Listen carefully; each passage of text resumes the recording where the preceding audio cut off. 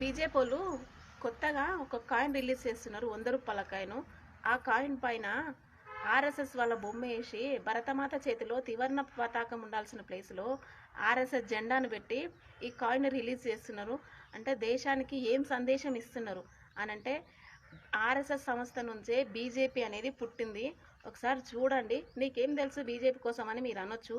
అనంటే మీలాంటి వాళ్ళ కోసమే చరిత్ర అనేది ఒకటి ఉంది, పుస్తకాలు అనేది ఒకటి రాసిరు. తెలుసుకోండి అసలు బీజేపీ పునాది ఎక్కడ పడ్డదని. వాళ్ళ పునాది ఆర్ఎస్ఎస్ సంస్థ కాబట్టి ఆ సంస్థని ఈరోజు ప్రజలకు చూపిస్తున్నారు. ఆ కాయిన్ల పైన వేసి ఎంతోమంది దేశానికి సైనికులు ఎంతోమంది పనిచేస్తున్నారు. అలాంటి వాళ్ళ బొమ్మ వేయాల్సి, అసలు భరతమాత చేతిలోకించి జెండా తీసే హక్కు వీళ్ళు ఎవరికి ఇచ్చిరు?